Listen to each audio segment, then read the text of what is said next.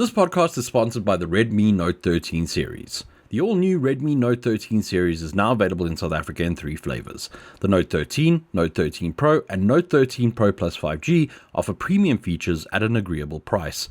Enjoy long-lasting battery life, fast charging, incredible performance, and top-class camera tech. Starting at just $329 per month from Vodacom, upgrade to a new Redmi Note 13 smartphone today.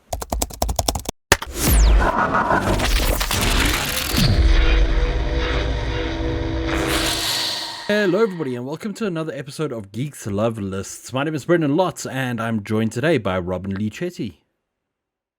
Howdy. And Louis Monzon. Hey everybody. You guys enjoying the cold weather in Johannesburg at the moment? It's so bizarre how quickly it went from being scorching, deathly heat to just now it's cold all of a sudden. Yeah. And it's fine. It's like refreshing. Refreshing. I'm sitting here in a Yes. gown, a woolly gown, surrounded by blankets. It's not fine. It's really freezing cold. It's gonna get colder. Don't worry. Yeah, you're gonna be praying for times like this. What's the saying? This is both the hottest or the warmest. Sorry, the coolest it will ever be, and the warmest it will ever be. So thanks, global warming. That's really great. Moving away from impending doom, this week we wanted to chat a bit about flagship smartphones, or rather the alternatives to that. Over the last couple of years, we've seen a kind of surge, I would say, in the medium to mid-premium range of smartphones, especially with premium smartphones now fetching up to like 30K in some instances at the bottom end.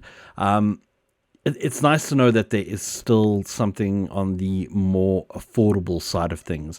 And Robin and Louis, you guys are quite well versed in the review of these mid-range phones. So I think, Robin, let's get your opinion first. What's your opinion of the mid-range at the moment? Do you need to buy a premium smartphone these days? I think we've long held the belief that the mid-range space is kind of really saturated with a lot of kind of good value for money devices. Obviously, that's not great news for brands trying to break into the South African market, but for consumers, that means a lot more choice, which is always a good thing. It means that you can kind of stretch your rands further than you could previously, and that's kind of important considering how much the cost of living in South Africa in particular has increased over the past year. It means that kind of luxury items like premium phones kind of have to be put to the side, and you have to try and see if you can get as much bang for your buck. And I think luckily there are a number of options on the market where you can actually do so. Yeah, and Louis, what's your take on it? I have to echo a lot with what Robin was saying. Definitely there. I think, and I'll say it right now. I think mid-range phones right now, probably because of how competitive the market is, are better than ever. And while they're not the cheap, like you'll see with some of the picks we have later on for the list, some of them are not the cheapest, but they're much cheaper than some of the premium smartphones coming out. They're like in the 40,000 to 30,000 rand ranges. They're much cheaper, and for me, the performance wise, they are they reach certain performance standards that are basically if not the same as the premium flagship phone, they are good enough that you don't notice any like performance issues. You know what I mean? And that, for me, that's very important, I think. Yeah, I agree with you. I think that's probably the most important advancement in the mid-range of the last couple of years has been that performance kind of niggle, because when you're using a premium smartphone, everything kind of happens instantaneously. Right. But a couple of years ago, you would use a mid-range phone and you'd notice that things were just a little bit slower. Not terrible, but slow enough for you to notice. Right. And nowadays, I mean, especially with some of the pics we have, you'll note there's barely any note. Like, they are as close to premium as they come, a lot of these devices. And for the prices, I mean, it's like you really, if you really want a flagship premium phone, if you really want top of the line everything, you're gonna have to pay for it. But if you just want a really good device, there are so many options out there. Yeah. So I think let's chat about what we look for in smartphones, just so people can get an idea of kind of where our preferences lie. So for me, I think the most important thing is, and I think this will be repeated by both of you, is battery life.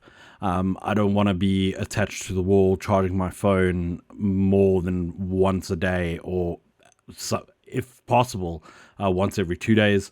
A good camera is nice, although not a massive requirement for me. Like, as long as I can take photos of my brownies that I made and post them on Instagram, I'm quite happy. And then, as I mentioned earlier, was that performance, just being able to open apps and have multiple apps open at once, and not having to wait a couple of seconds. I know it sounds silly, but like a couple of seconds more to check out so that I can tap to pay.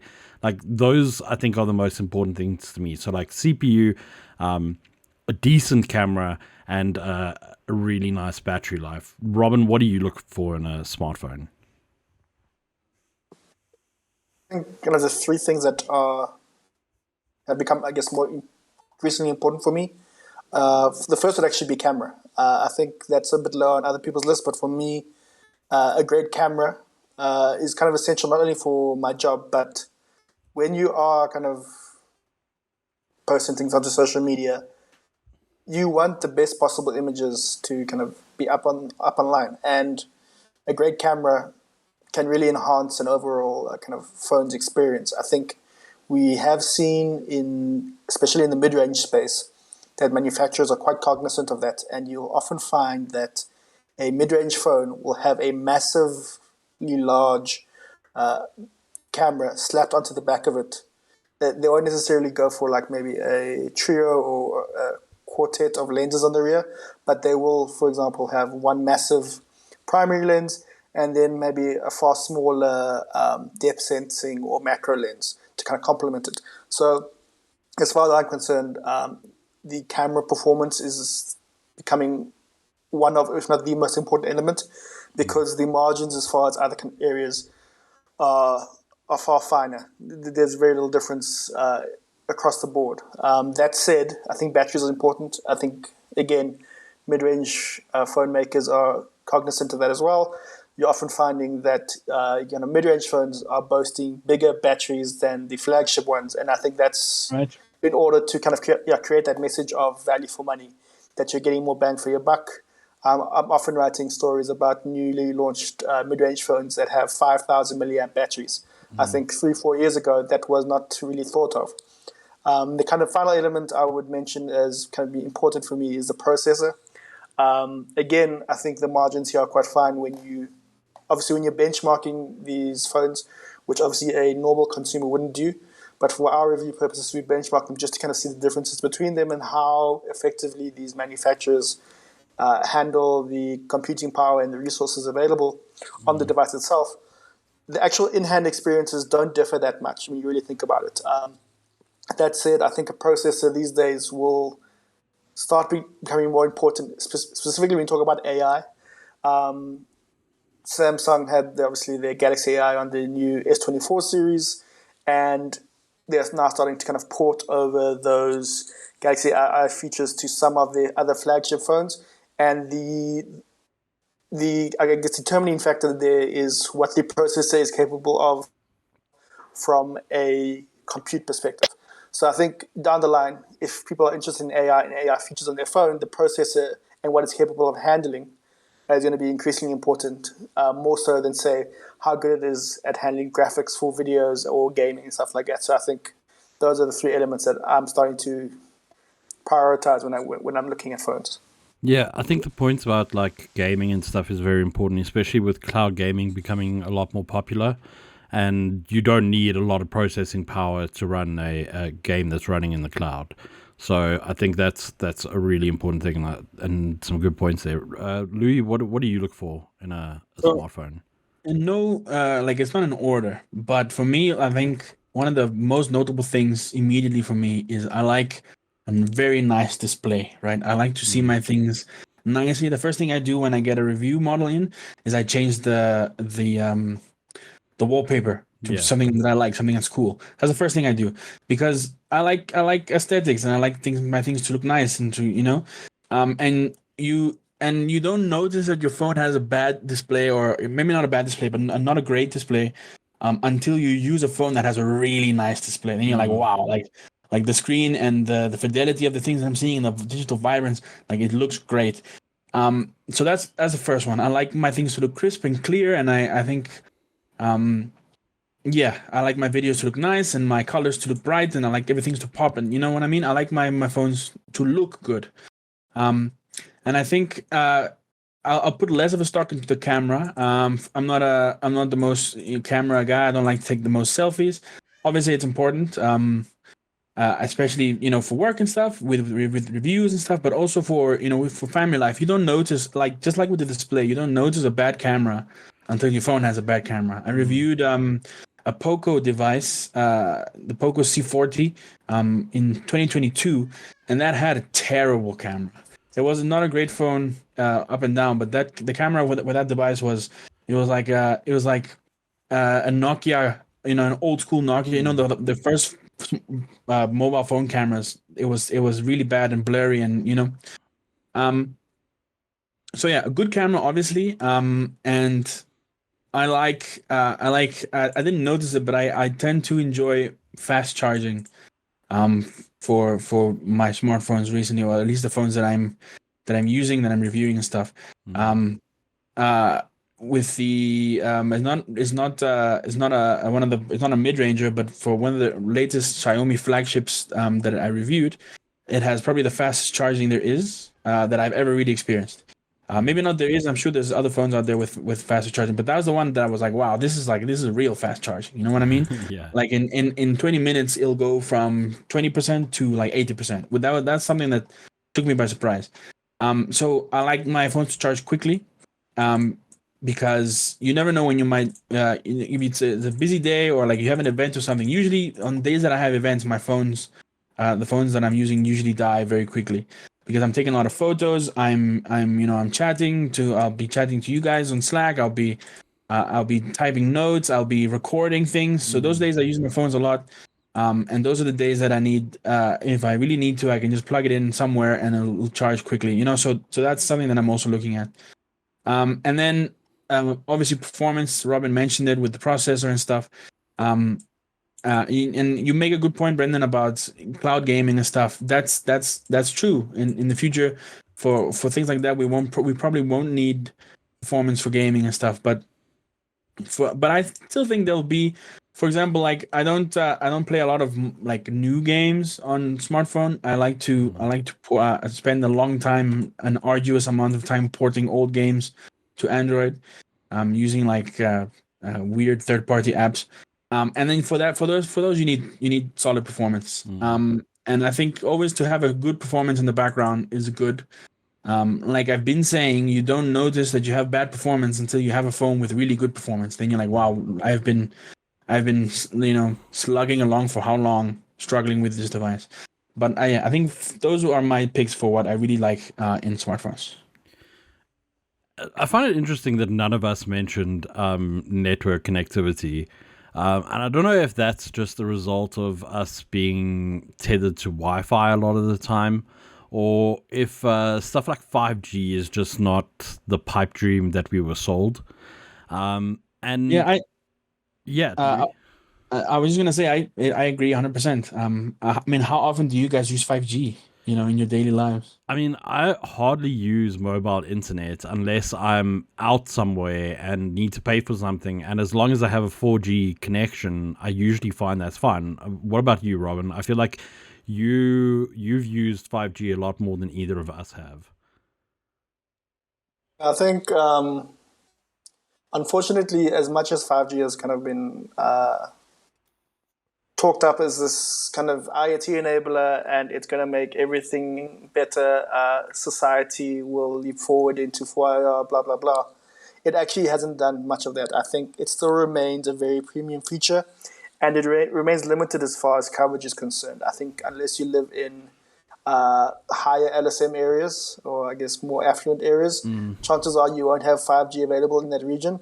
And unfortunately, that means that it becomes less of a consideration, because if I might have a 5G capable device, but we are now, what, 3 years into 5G rolling out in South Africa, Yeah. and the map of coverage is not really that great compared to 4G. So, and I think, to be fair, you can get quite far with 4G and LTE. That said, 3G is it seems like it doesn't work anymore in South Africa. If you have a 3G connection, you might as well not be online. That's what I've kind of found. But like I said, I think 4G is more than serviceable, and 5G, because of lack of coverage or kind of availability, it's become less of a consideration in my book. I think it's more about future proofing. So, and it also it's a bit of like a hallmark that you know that your device has some of the latest and greatest components. Mm. If your device can support 5G, you kind of know, okay, it's pretty much sorted as far as the components it has in it, and I don't have to worry about upgrading 2 years down the line. I can perhaps push that a bit further to maybe 3 or 4 years, or whenever that kind of your contract kind of is due for an upgrade. Mm. Bluey, what are your thoughts on 5G? Man, I was like, I started like working and professionally as a journalist when 5G was like just coming out, right? So I was like there when all this crazy 5G stuff was happening and all the all the spin people were doing. Um, I remember the first the MTN. MTN weren't the first to launch 5G in South Africa, but they were the first to like show you on a phone. I think it was David Goliath or something, like a comedian, outside the MTN offices in Fairland. He showed on video him and how I think it was like Ookla, the speed test, and how fast the 5G speeds were on mobile. And that was like something like I was like, wow, that's crazy. You know what I mean? But I think there is where 5G kind of remains for me as something that's like, wow, that's crazy. Look at that, it's not a real life thing.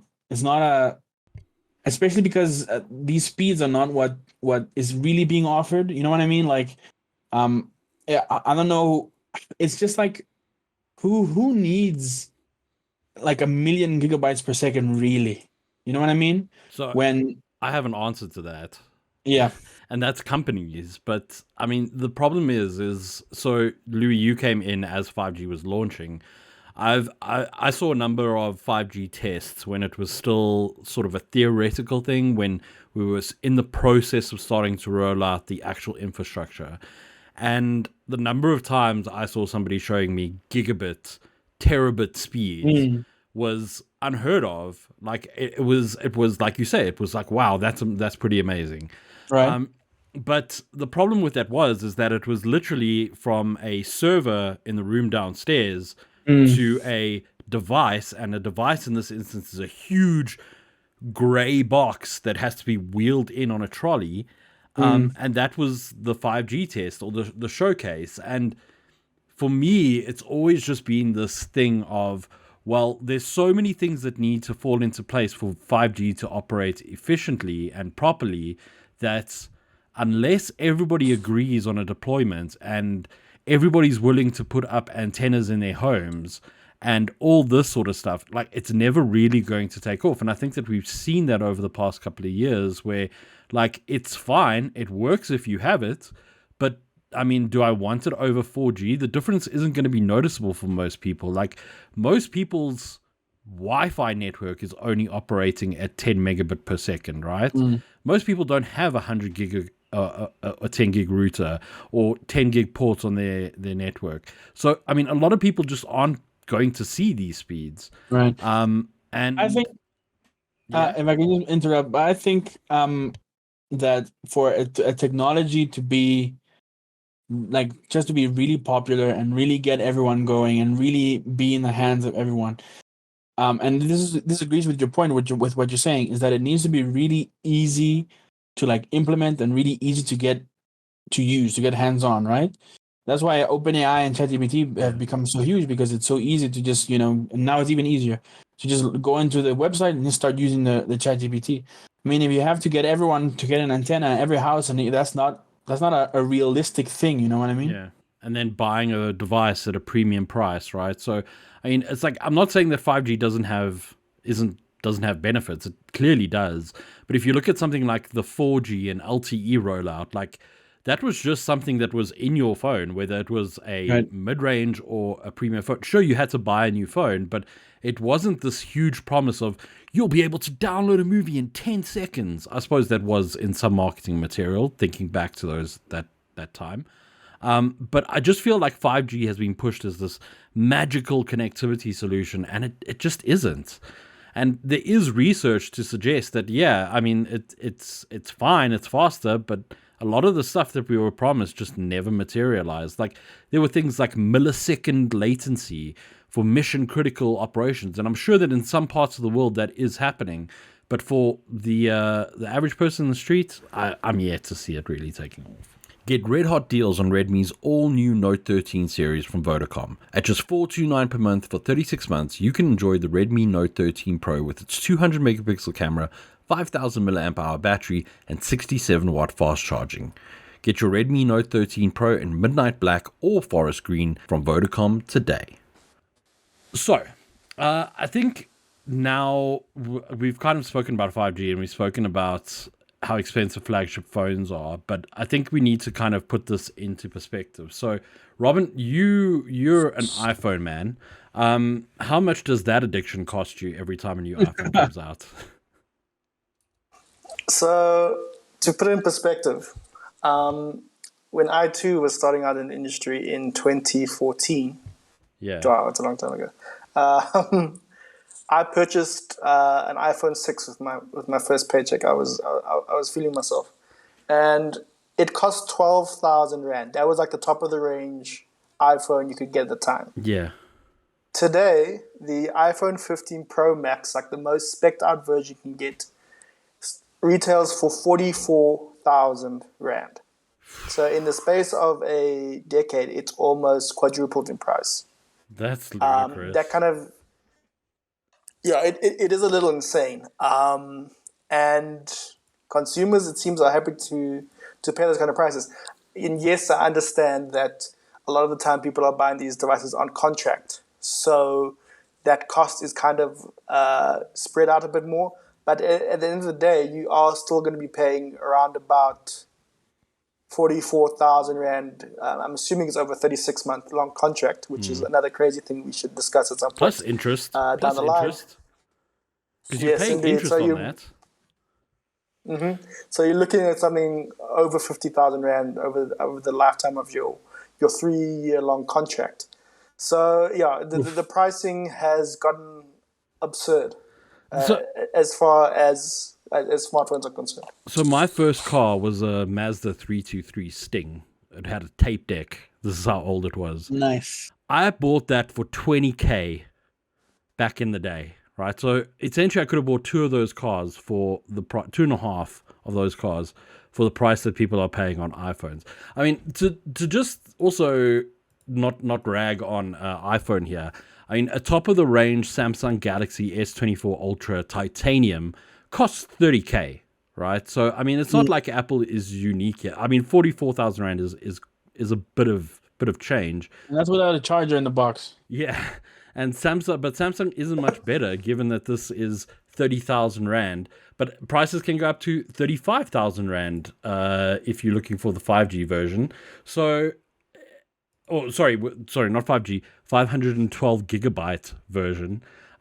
It's just ludicrous to me that this is what smartphones cost these days. And I understand that the materials are rare and unique, but it's just a bit much. Or am I alone in thinking this? No, they're definitely like extremely expensive. I think there might be a status symbol thing to them a little bit. Maybe I'm wrong. I don't know. I'm not honestly too attracted to be the I've never really wanted to be the guy who has the highest the biggest, super amazing, top of the range device. You know what I mean? Yeah. So I guess it's a little bit ridiculous.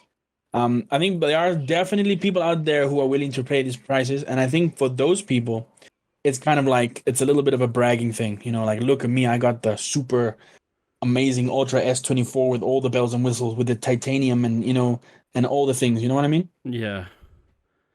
And yourself, Robin, do you think that this cost is a bit too much these days for a premium smartphone?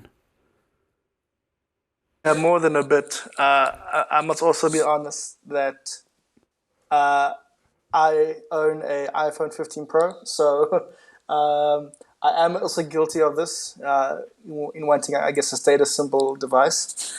But I'm also in a very kind of fortunate position that I review phones and often get seeded a device every now and then. So I don't have to kind of pay as much as the average consumer does for a flagship phone, and also the times that I'm purchasing them is far less frequent than an average consumer would as well. So yeah, when I picked up my iPhone 15 Pro, it was definitely on contract because I'm not paying 40,000 rand. In one go. Yeah, precisely. So yeah, to your question, yes, it's become almost untenable, and I'm surprised that there isn't more regulation from government or other watchdogs as to the pricing of these devices, especially when you consider how much emphasis is being put on the cost of living in South Africa and trying to assist in that regard.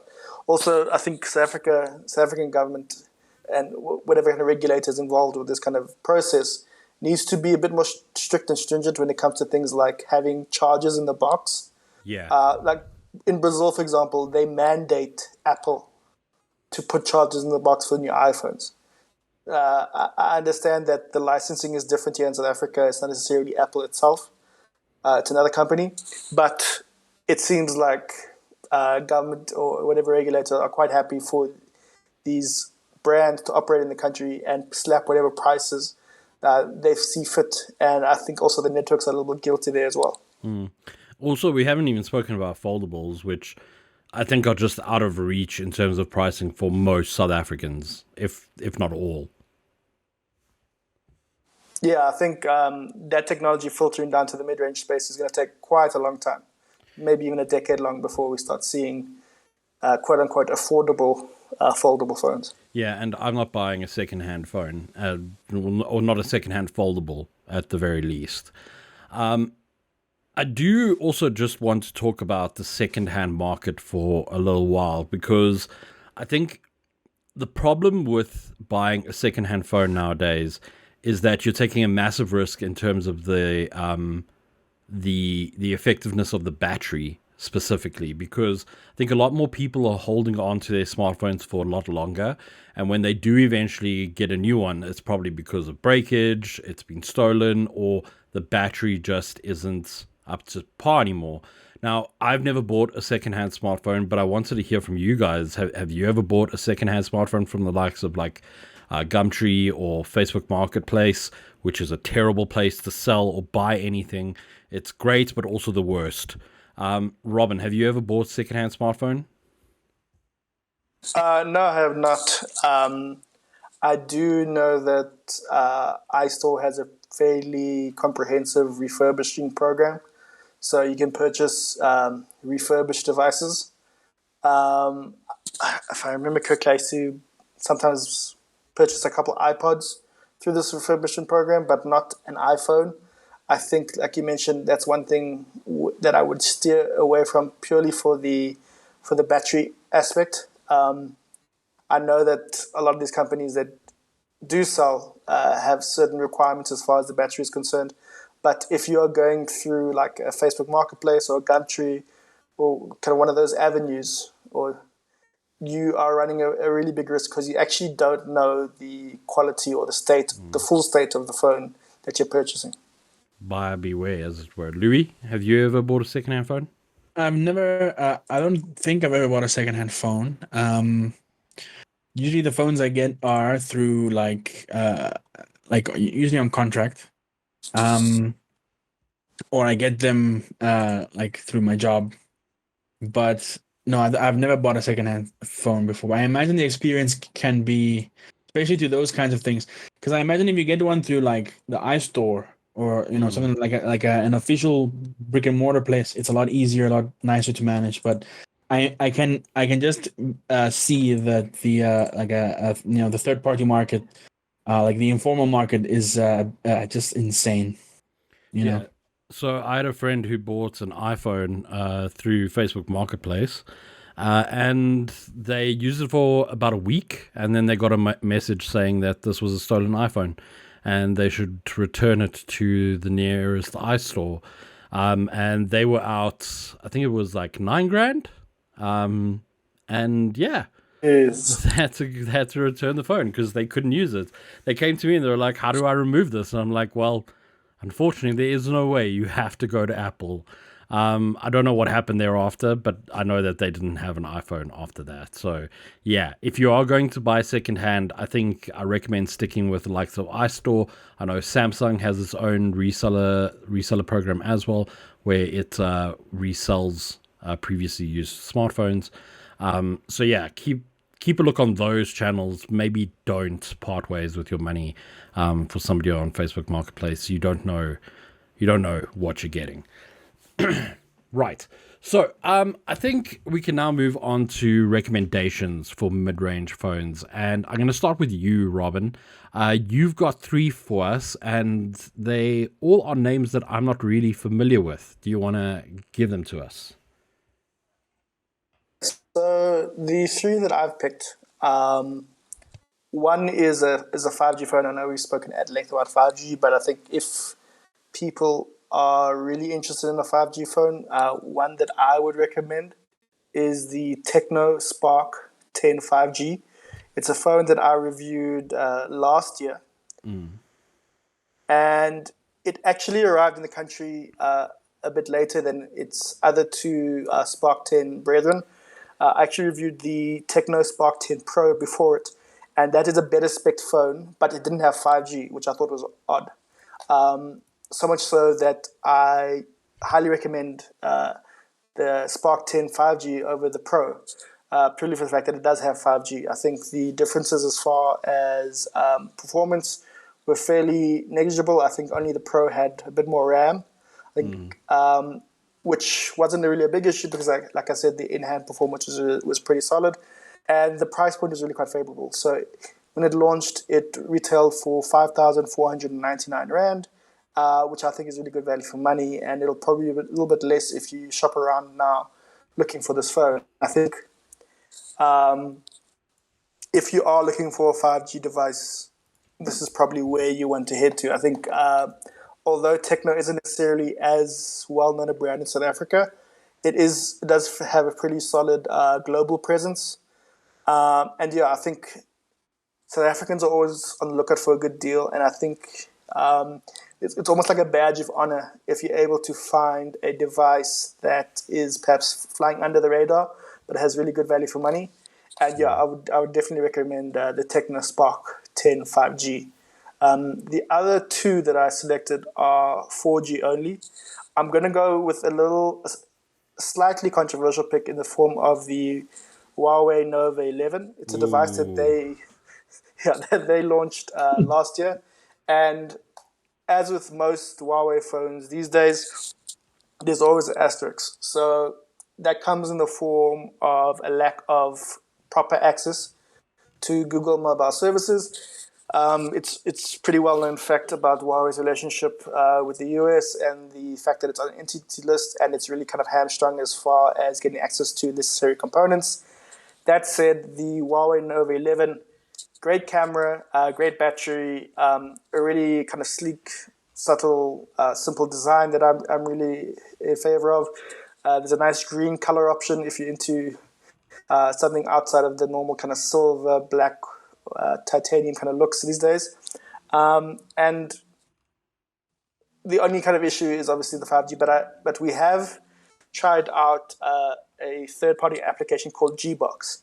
If you are a gambler and you're willing to have another app kind of essentially have full control of your phone in much the same way that Google did previously. Gbox is a good option. I would say the only thing you need to consider is the impact it has on battery life, because this app essentially runs in the background all the time. Yeah. That said, Nova 11, nice big battery on board. Again, favorable pricing around the 6,000 to 7,000 rand mark, depending on where you're buying it from at the moment. So, and I think outside of the GMS stuff, Huawei still makes some of the best value for money phones on the market.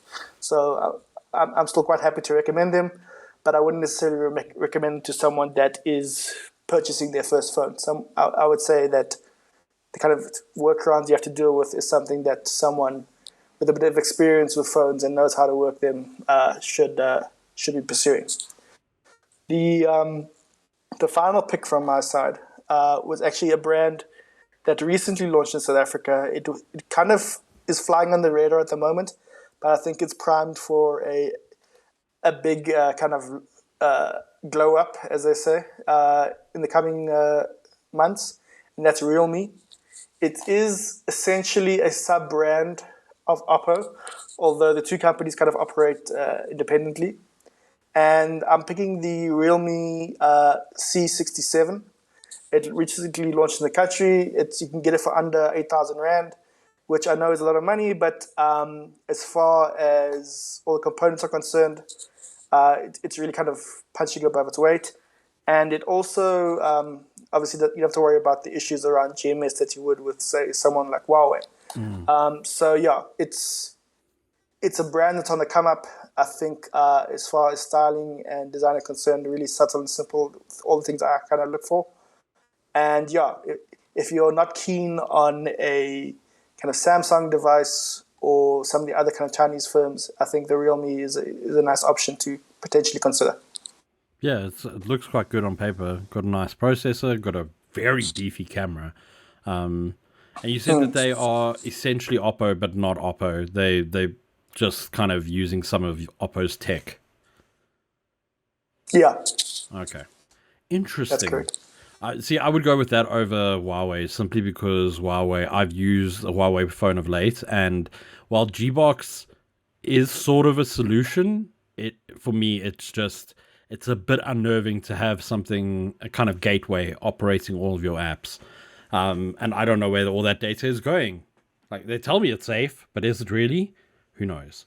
Louis, what 3 mid-range smartphones do you recommend? Okay, so I'm gonna start with they're gonna go in like price, right? So I'm gonna start with the cheapest one. Coming in at just shy of 7,000 Rand is the Vivo Y36. This one launched in South Africa in August last year, and it is really. I think it's my headline for the review article was it's as mid range as it gets. So I think this one is like a very overall, like it exemplifies the mid range, because it has solid specifications and it has good performance, and it has a good camera, it has a good battery, it has okay storage, like it has everything you need to have a serviceable smartphone, but it doesn't excel at anything too much. You know what I mean? Yeah. It's the weakest in terms of performance out of the 3 picks that I have right now. But I mean, it has a 5,000 milliamp hour battery. It has a 15 megapixel main camera. Like, it has, you'll find that it has, like I said, it ticks all the boxes. It's coming in at an okay price. But yeah, its biggest weakness, apart from everything, is that there's nothing about it that's too shining and glorious and special. You know what I mean? It's a solid display. It's a really good smartphone. It's nothing to write home about. If you buy the Vivo Y36, you'll enjoy it. You'll have everything you need. And that's it. It's as mid range as it gets. This is the mid range device. Yeah. So for me, I think the mid-range is always been, to my mind at least, and this is just my opinion, but it's been a game of compromises. Right. So you might have a really nice screen, but you're going to sacrifice on storage maybe, or you'll have a really big battery, but you might not have the best camera. So it sounds like the Vivo is just basically the phone of compromises. Everything's going to be mid. Everything is going to be mid, right? It has a Snapdragon chip, but it doesn't have the latest one. It has one that's a little bit. It has a 680. Yeah. It has an Adreno GPU, but it's a 610. It's an okay GPU. It's nothing to be too amazed about. It has 128 gigabytes in terms of storage. I mean, that's an okay amount. It's serviceable. You probably won't have storage problems. It has 8 gigabytes of RAM plus another 8 gigabytes. So in total, that's 7 point something percent, because you never use all 8 gigabytes. It's always like these devices always use just underneath them. So it has good performance. It also has an okay camera. It's 50 megapixels, but I mean, it's solid. Everything about it is solid. Nothing too glowing. And yeah, for just under 7,000 rand, it's an okay. It's very mid range. It's aggressively mid range.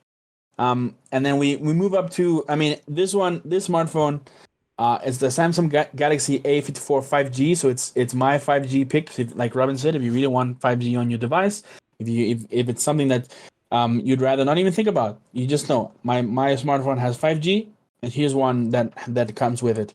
So the A50 series are Samsung's mid rangers.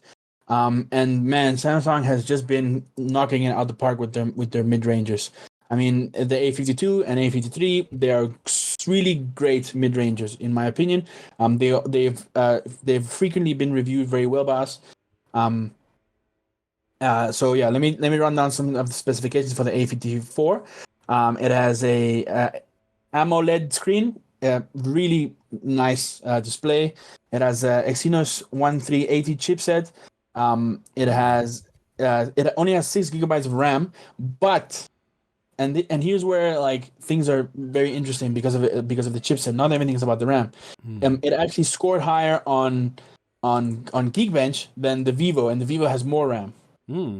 Right? It has the same amount of storage space as the Vivo, and has a same camera, 50 megapixel camera, and the same battery size. It just doesn't come with a charger. But it has 5G. It's a bit more expensive than the Vivo. It comes in just under 10,000 rand. And if someone were to ask me on the street randomly, hey, I'm really looking for a smartphone, which one would you recommend?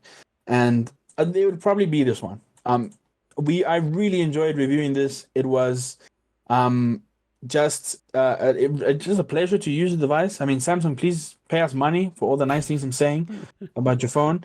It was really great. It had I had very little problems with it. It ran smoothly. The battery was really good. It has really great zooming in. The macro mode on the camera is probably the best I've seen on a mid ranger. I had a lot of fun with it. It was just a fun device. Like I said, it had great performance. For the price you'll get for this one, you'll probably have with a phone like this one, who needs a flagship? Who needs the premium device? You have the A54. So yeah, it's really good. I highly recommend it. And then probably the most expensive one on this list from me and from Robin is the Honor X9A. It's one of their mid ranges that they brought out. It's probably the upper mid area that they brought out last year. It comes in at it's more expensive than the A54 at just shy of 12,000 rand. But it is also just like a super solid upper mid range device. It probably has the best screen I've ever reviewed on a smartphone. It has a massive screen. Most of the front of the phone is the screen. It has such a small, tiny border, and it's super. It's like I write here in the review. It has vibrant colors, sharp images, high contrast, and it does that effortlessly, right? It's a Yeah. pleasant experience for the eye because it has a really fancy OLED screen. It has more RAM than the. But then you see here, it's interesting how a lot of the mid rangers will have very similar specifications, right? Yeah. Combinations of specifications, the type of Snapdragon chip, the type of GPU that they're using. Battery size, the Battery size, camera. right? The Honor X9 actually has the largest battery of my picks. It has a 5,100 milliampere hour battery, and it has 40-watt wired fast charging as well. I really enjoyed the camera on this one. It has a 64 megapixel main shooter. Um, just really great images. I really liked it. I think if I had to choose between this one and the A54, which had a better camera, I would say the Honor X9A. Obviously, it's more expensive, so you have to keep that in mind. But it is on the. Honor, please pay Louis as well. Please pay me as well. I really enjoyed reviewing these devices, and I think they are solid smartphones. And like I said at the beginning of this whole thing, like these are the things that are out in the market right now. You know what I mean? And Yeah. I'm really not blowing smoke up their pants or whatever. I'm being honest. These are good phones, and they're not super expensive. You don't need to spend 30,000 rand. You don't need to buy two cars to have a really good smartphone. They're out there. You really can get them. Yeah, and I think that's what this podcast has shown our listeners is that just because you may not know the name of a phone doesn't mean that it's not good. Obviously, you need to do a bit of due diligence and make sure that you're buying something that is meeting your needs. But there are options. You don't need to spend 44,000 rand or 35,000 rand on a smartphone. I like personally, I've seen a lot of people using the A54. I'm not sure if it's the 5G version, but I know a lot of people that use that phone and they swear by it. They are Samsung fans because of that smartphone now. And I think it was a really good device that Samsung made. I don't know where the future iterations are going to continue that trend. But I think that if they keep making really good mid-range phones with the tech from their flagships kind of bleeding down into these mid-ranges, I think that will ultimately help. And then we also see like the likes of Realme using tech from Oppo. And I believe Honor and Huawei are somehow related distantly, twice removed potentially. So there are options for people, and you don't always have to go with the big name brand because often you're just going to end up spending a lot of money for not very much. Yeah, it's I think the most important thing is just do some research. Don't always listen. I mean, Apple says that every single one of their latest smartphones is their best smartphone ever.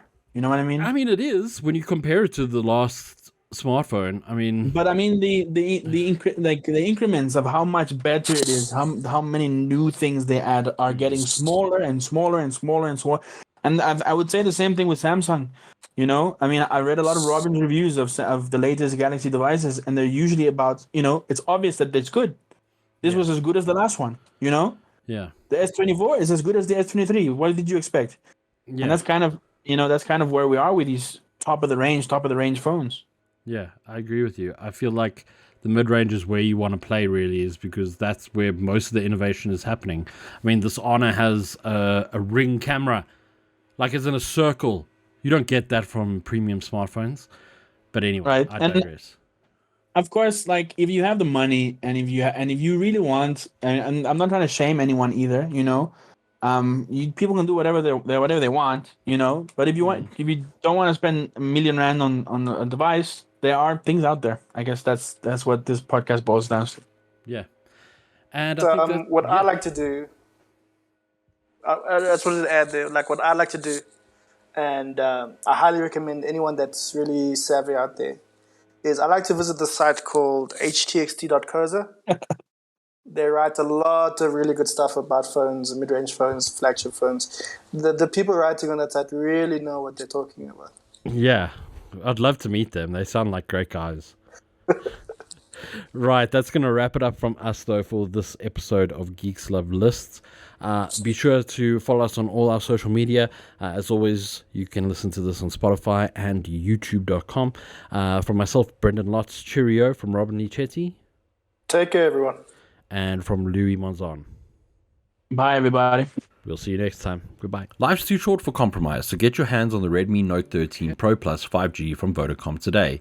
With a 200 megapixel camera, 120 watt fast charging, and a 120 Hz display, you can get a premium experience at an excellent price of just $6.99 per month from Vodacom.